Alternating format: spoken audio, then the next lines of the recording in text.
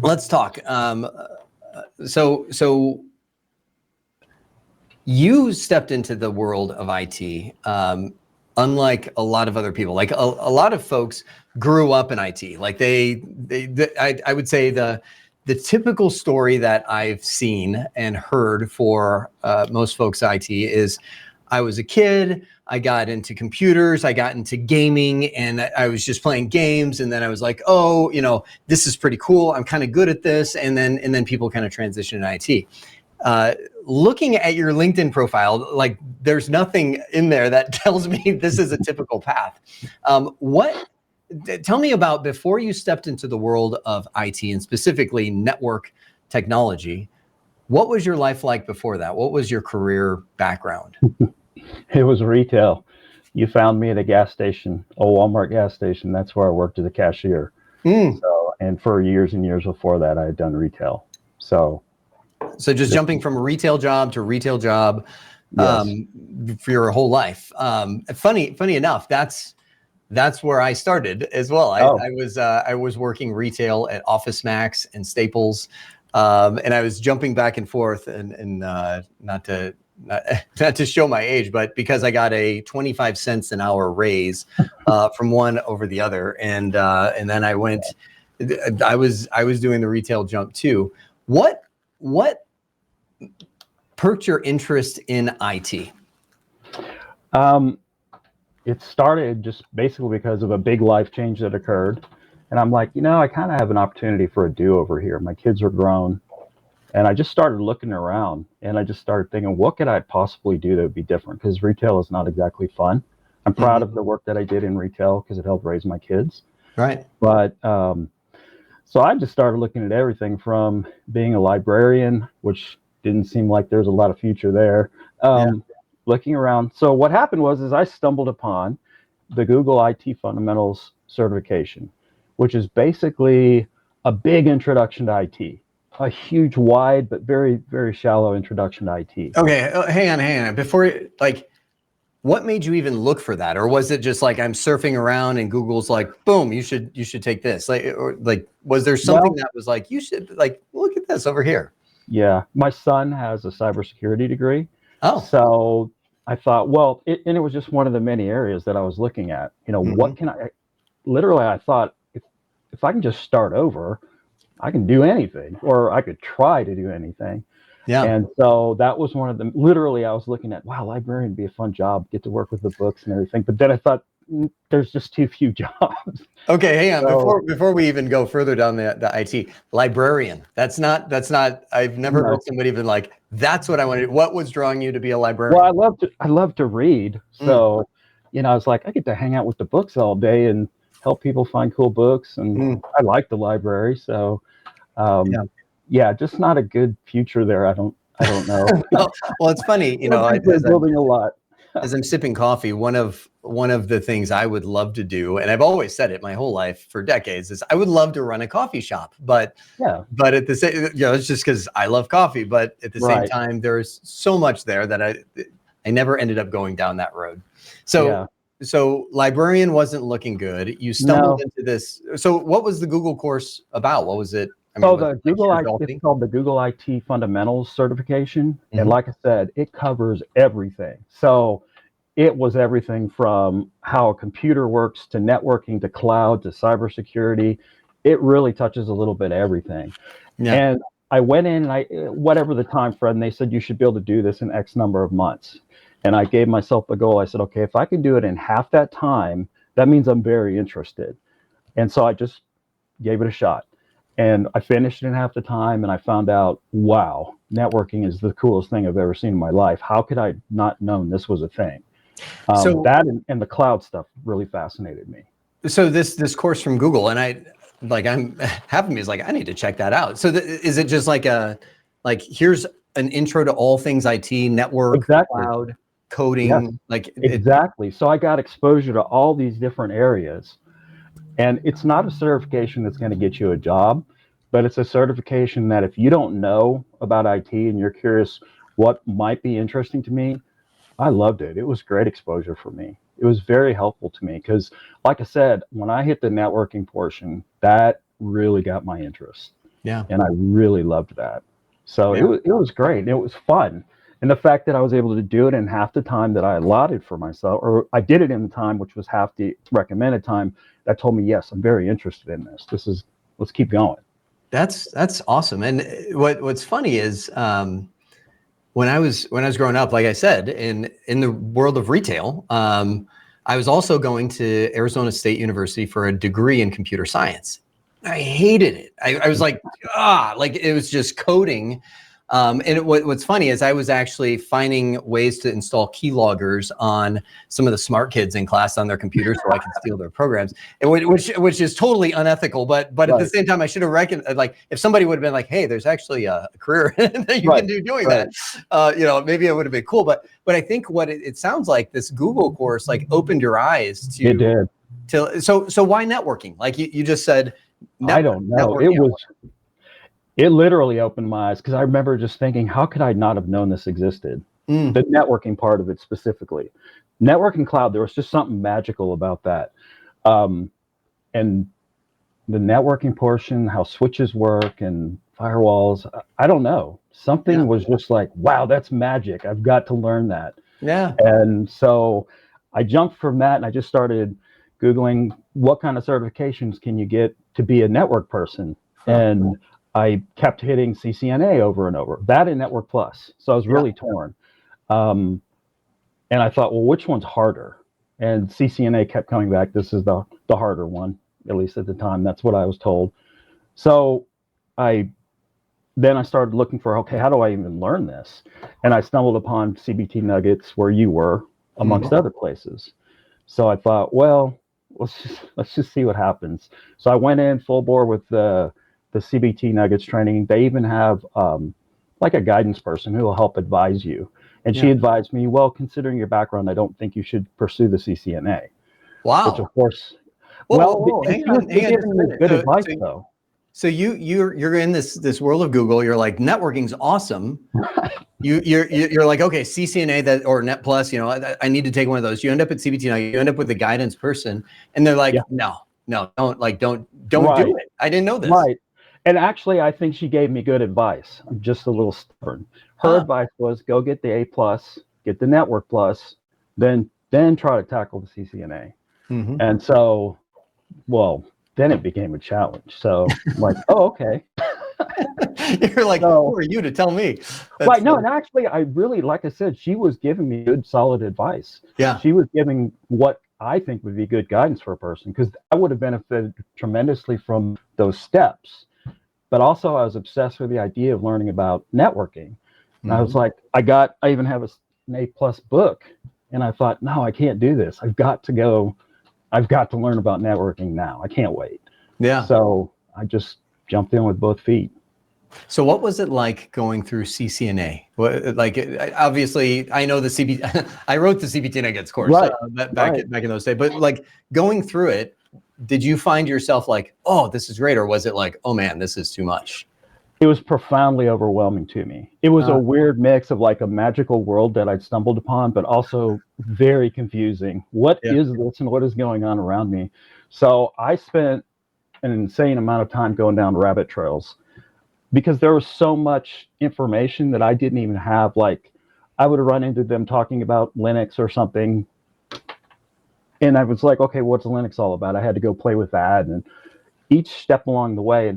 But it did benefit me. It took a very long time to get it all done, but it did benefit me going down all the rabbit trails, because I was also of the mindset of, what if I stumble upon something I love better? Yeah. And then I would pursue that. Nothing was better than networking. Oops, sorry.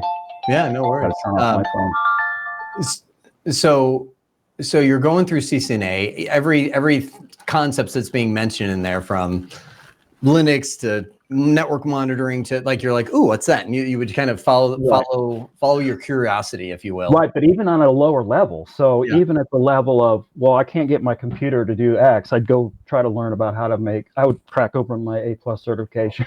Like, why is my monitor not working today or something? It was that. I knew so little, it was ridiculous. Yeah. But I just loved networking. There's just literally, I back up switches and things, and I think these are just magical beasts. I don't understand why I love it so much. It's just weird. No, So, I get it. Like I completely get it, because what's funny is I when I first started getting into training and things like that, I actually taught Novell, and then I moved into Microsoft, and I was kind of frying out in teaching. I was like, okay, I've been talking to people about how to create users and groups and all that. I'm like, and around 2000 was where I stepped into the world of Cisco. And I get it, like still to this day. I literally just got back from North Carolina at a customer out there. And I'm like, it's a trip. Like you just walk in, I'm like, oh, like something awakens in you when you get into the world of networking. And it's hard. Like I haven't found anything like it. And what I'm curious about is, I wonder if there's other topics that way. Like, you hear people like, I'm into Microsoft administration, or like, I just wonder if there's like, I've never met somebody that when they come back to the world of networking, like for me, you're like, oh, it's still awesome. Configuring that and everything else. It's always something new and adventurous. Maybe it's a question without answer. So you're going after your CCNA. Now the gal advised you might get your A+ too. Did you go after that as well? No, so her advice was start with the A+, go to Network+, then try to tackle CCNA. And, I even bought a book because I thought, well, I purposely, this person knows she's trying to help me, right? Listen to them. Right. But I couldn't not study networking. So I'm like, well, what's the point? Yeah. This is just a distraction. I'm going to study networking no matter what. So I just said, I'm just going to go for it. So you went for it. You got your CCNA first try?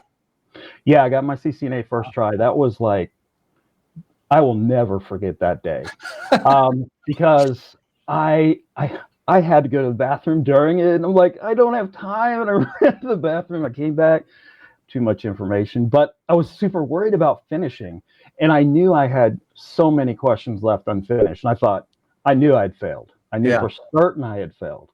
And then the screen popped up and it told me you passed. I literally just stared at the screen, kind of baffled. I still remember that feeling. It was just bizarre. Awesome. I'll never forget seeing that screen tell me I passed. And I was like, are you sure? Yeah. It's so weird. Yeah. No, I know what that is like. And I've also, on the flip side, I've taken exams. I know I passed. I know I got this. And I'm like, what? And I've gotten the opposite effect too. So now you made a crazy jump. So there's a lot, not to minimize it. It's a challenge. It's hard to do, but there are a lot of people that get their CCNA and then they get stuck. Then they're like, okay, I've got a CCNA. What now? Like how now? What I'm going to do is I'm actually going to play right now how you got my attention and landed at VIA, which is a very unique path. So let me play that right now. Good morning, VIA. Hopefully you can hear me. My car is still in the shop, so I'm still walking to work every day. This is week 2 of that. You just got to do what you got to do. So each day I'm walking to work, 6 miles in the morning from home to church. And then at 4 o'clock, 2 miles from church to Walmart. So, the car's down, but the silver lining is I'm massively adding to my monthly walk average. I saw something that Jeremy said one time, and this is a really rough paraphrase. He said something about, you can teach technical skills, but you can't teach character. And if you bring somebody into the organization who's got all the technical skills in the world, does not fit with your organization, does not have character, does not have, match up with the culture and values of your company, you're gonna have problems. And I just want to work for your company. I don't have the greatest technical skills in the world because, frankly, I've been working retail for years and years.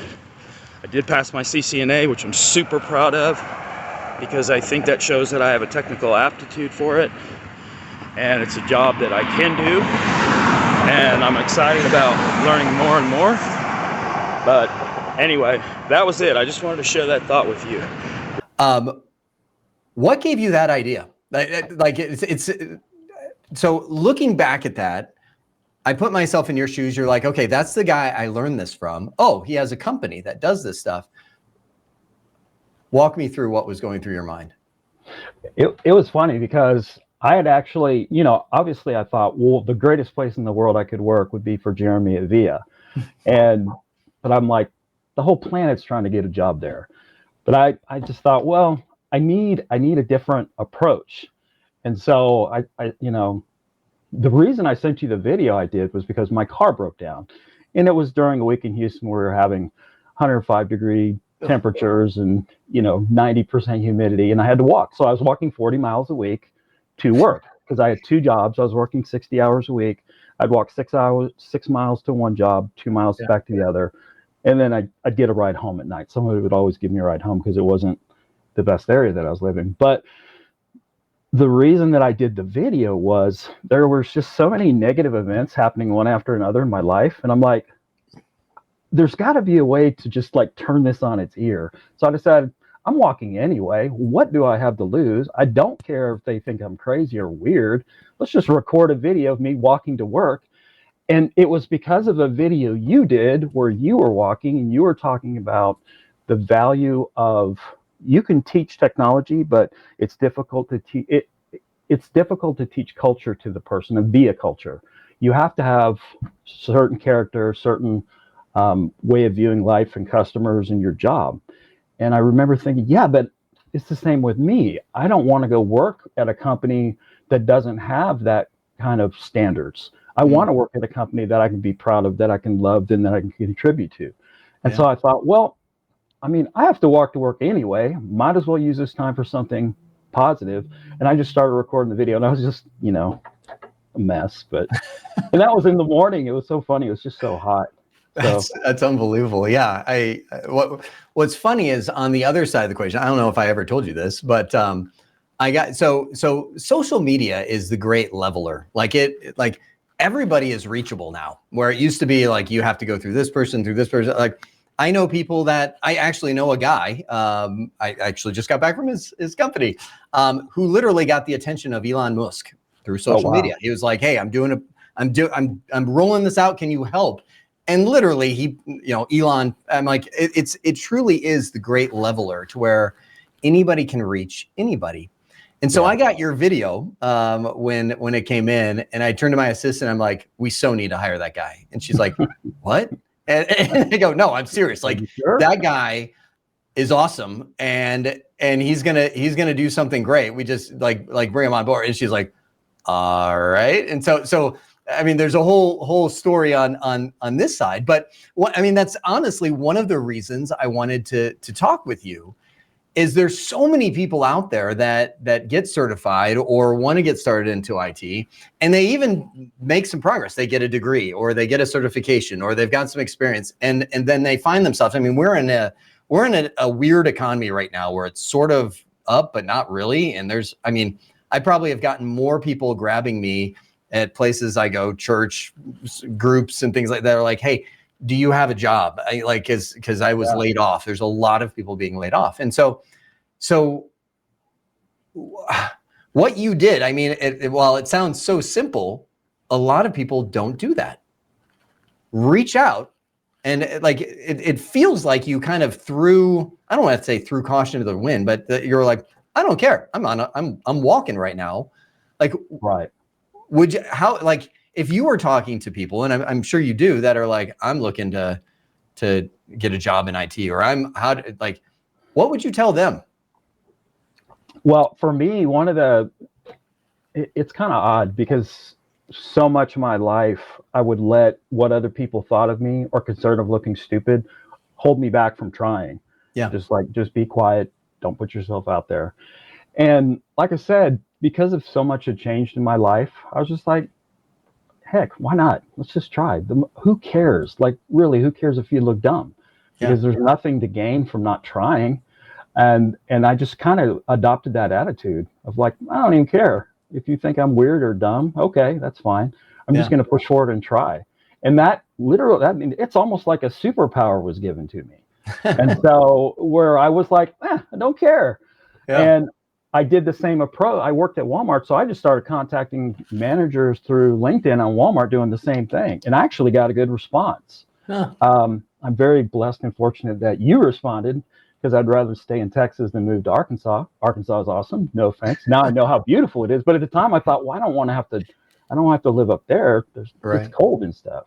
So yeah, it was just, I finally just let go of caring about what other people thought or feeling concerned about looking dumb. It's okay to look dumb.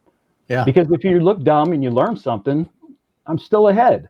Right. And so, yeah, that was super helpful. The other thing that helped me was, the video in particular, like I said, it's like, I realized sometimes in life, hardships are a gift. Like when bad things happen to you, it can be like the coolest thing that's ever happened. Yeah. And at the time it's terrible. You're like, this just stinks. Right. But at the same time, if you just have the mentality of, well, I'm pretty far down. All I can see is up right now. Yeah. It's kind of freeing too. And it gives you some courage. And I don't know. That's changed for me. The idea that hardship can actually be a gift. Yeah. That affected me a lot. Yeah.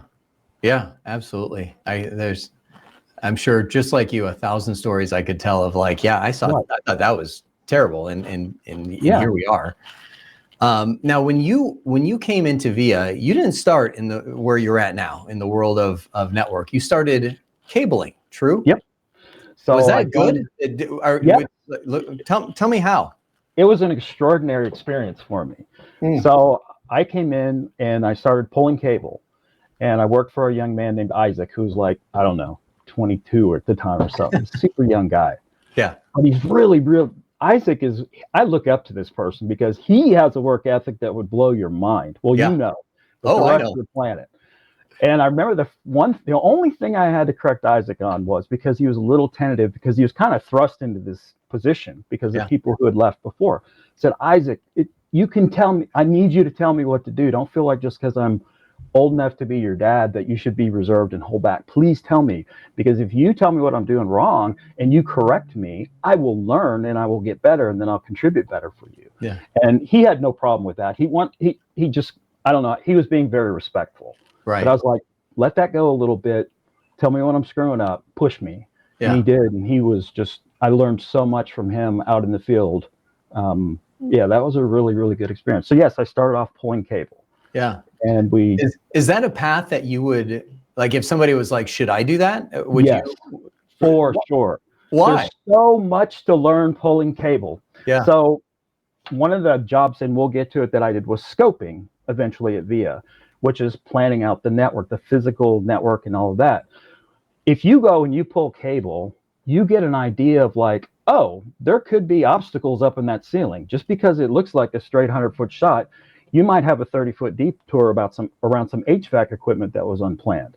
Yeah. We ran into that kind of thing all the time, where we would be like, wait a minute, this is not in the plans. This is not supposed to be here. They didn't set up our runs right, whatever. And it gives you a really good insight into the physical aspect of the network. Like physically, how does this stuff run through the ceiling and the walls, and how do you get it from point A to B? And again, just because it looks like 100 feet on the floor plans, it may be 150 feet. You have to plan for that. Yeah. And so that was a really good experience for me. Very good. So as you're in that world, I mean, you're connecting cabling, you're installing WAPs, you're racking, stacking equipment. Yep. So at this point, you're already a CCNA, true? Correct. Are you looking at this as like, I know what's going on here? Or are you more like, was there a disconnect between like, okay, did the two worlds come together? It was so fun because I was seeing the physical part, you know, and it was like, I knew nothing about pulling cable. I didn't even know you use J hooks to hold the cable up in the plenum. I knew that little. Yeah. So getting to see every step of the way, like, we got to carry in these rolls of cable, these spools of cable. We start here, we let them start running, we start pulling, we put up J hooks, we do this, that, and every other thing. Mm-hmm. It was awesome. I loved it because it like connected dots for me that I just had no concept. And even that, I remember talking to Isaac and telling him, how did I not know this was a job? This is a great job. I would have loved to have done this instead of working retail. Yeah. It's a really good job. And so, yeah, I had a lot of fun with that. And it did. It kind of connected it filled in a lot of blanks for me. And I liked that. Somebody that is doing cabling, and I know even now people are going to be watching this video that do nothing but cabling. Mm-hmm. How would you, like, some of them are like, I'm happy doing this and I want to stay here, but some of them are like, okay, I'm ready to move. Like, what's the next step? What was the next step? And that's why I'm looking at where you were. It's almost like you had the CCNA, but it was more of like, okay, I've passed the test. Right. But did you find that there was a gap between, okay, I've passed the test, I'm cabling, and now I need to move into more of the logical side? It's almost like you're moving up a layer on the OSI model. Did you find that as a struggle, or was it more natural? It was a huge struggle. So the CCNA, I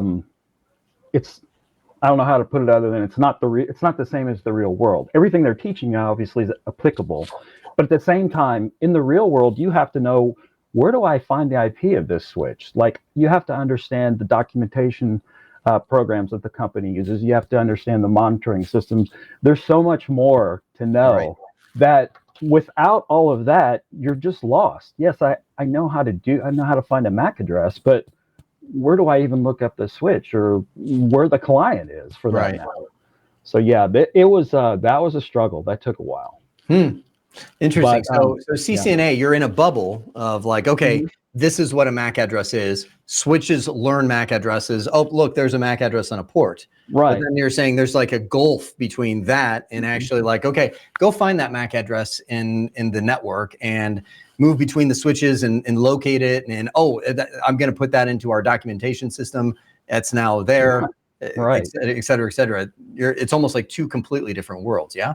It is, and the CCNA does an amazing job of preparing you. But just like any training, it can't fill in all the real world unknowns and blanks. Like, all of a sudden, I'm like, wait, this isn't a Cisco switch. What do I do with this? And then you learn, it's just got its own language. It's going to do the same thing. It's still a network. But that tripped me up a little bit when I first got started. I'm like, what do you mean this isn't the right command? How can this not be the right command?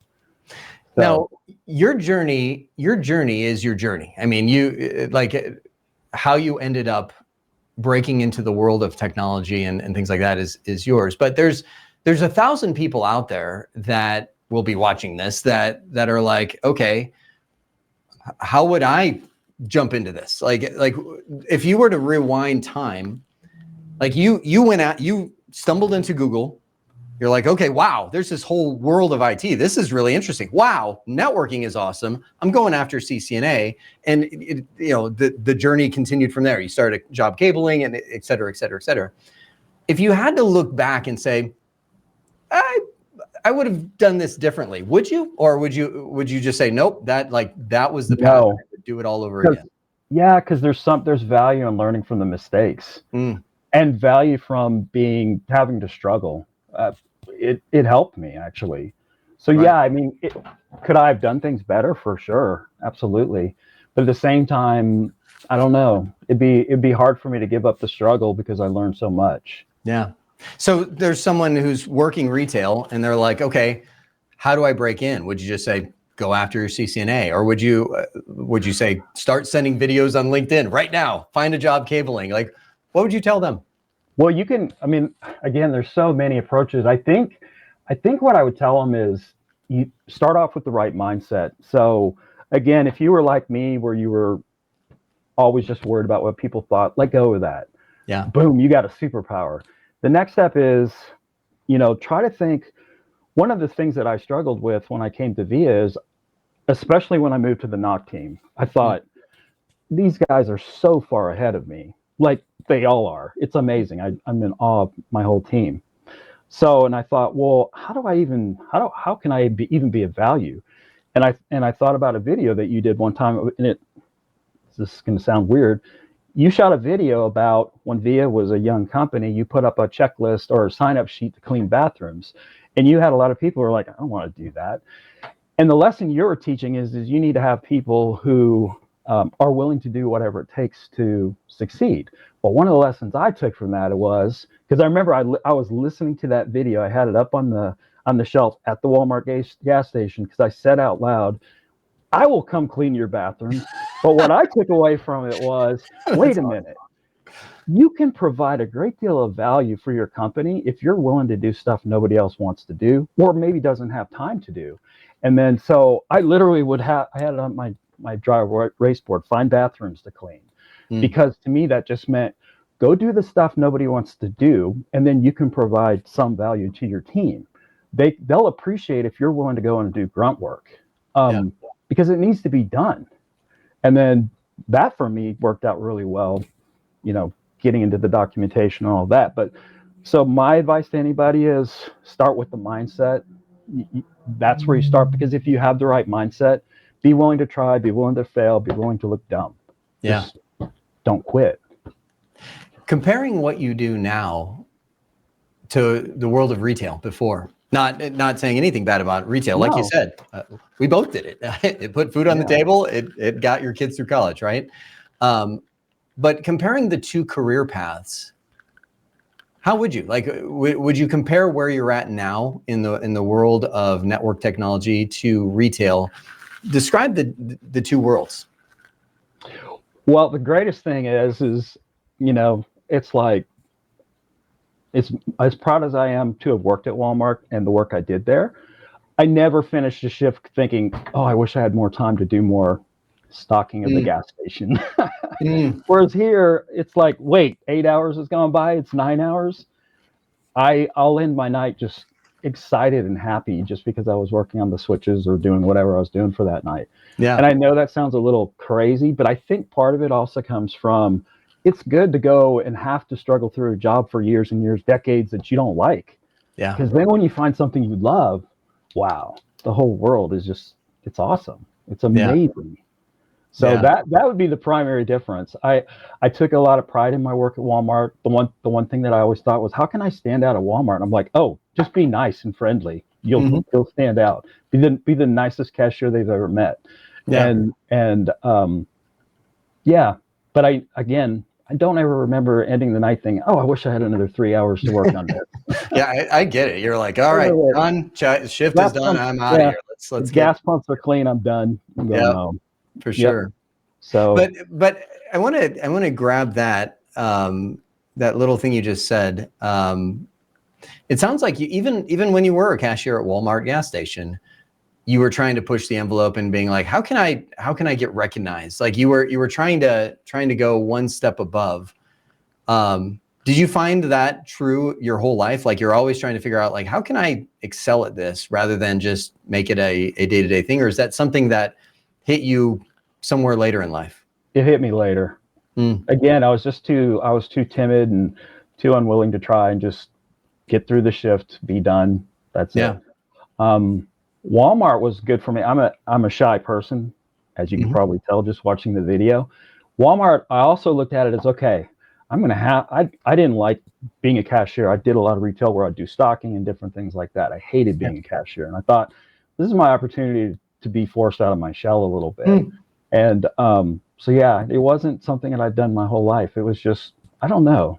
Strange things happen when, I don't know. Adversity is good for you. What's the saying? Really hard times create strong men, weak men. There's some saying like that, but it sounds like you went through enough in life where you're like, okay, I'm not just gonna let time pass anymore.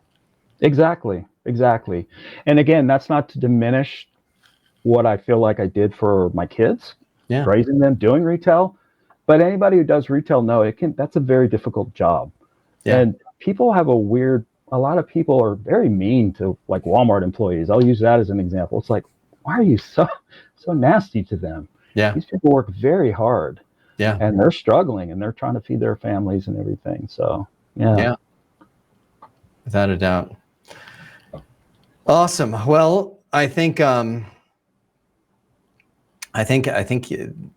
hit all of the points that I had. And is there anything else that's orbiting around your mind that we didn't bring up that you'd be like, like almost like speaking to again the thousands of kids and adults from every generation that's going to watch this, from I'm just starting my career to I'm stuck in a career that I'm I'm ready for a change.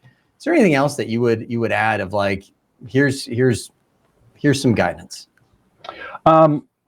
Just keep in mind what I said about just because you're not as technically strong as your team members, you can still add a lot.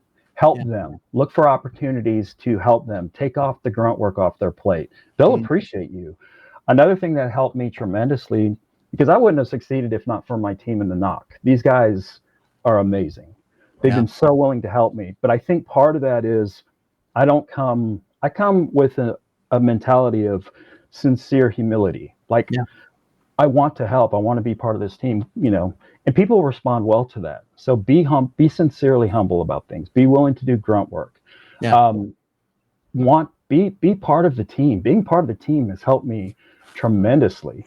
Just any way that you can contribute. And again, don't think just because you're not as technically astute as they are, there's still a lot you can do.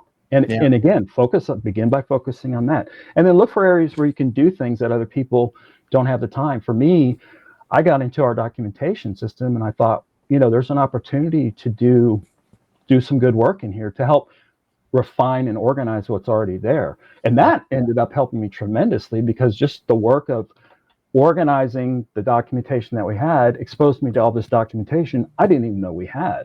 Yeah. And I learned a great deal doing that. You just stumble on, oh, what is this? Oh, a troubleshooting doc for this particular voice system. Oh, that's neat. I remember that.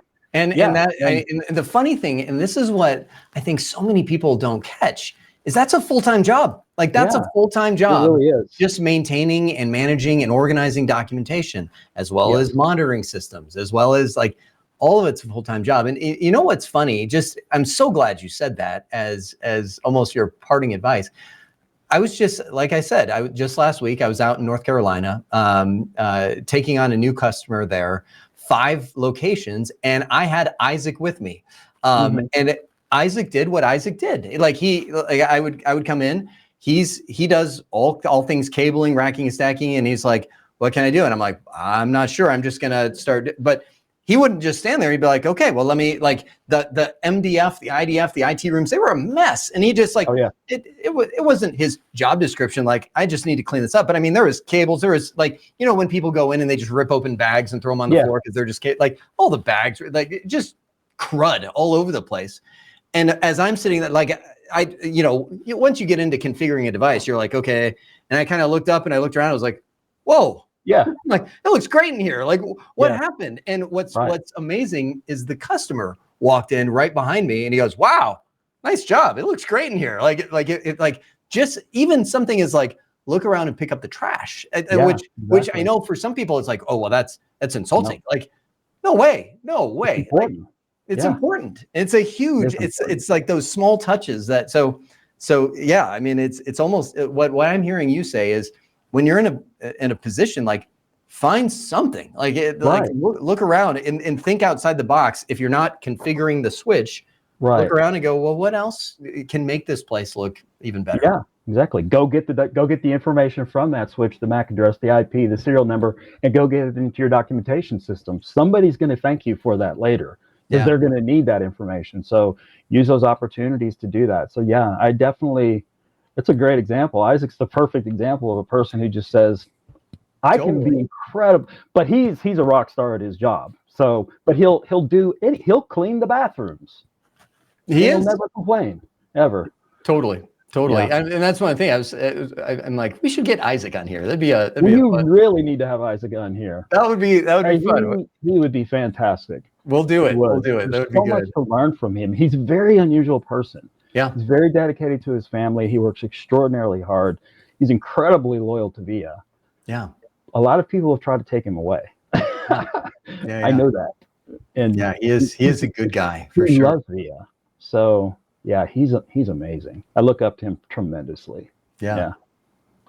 Well, Robert, it has been awesome, and I appreciate this, and I know 1,000 people will appreciate this as well. And I'm looking forward to what the future brings. Obviously at VIA and all the career advancement that you're going to be diving into. So thanks again. Well, thank you. Have a great day.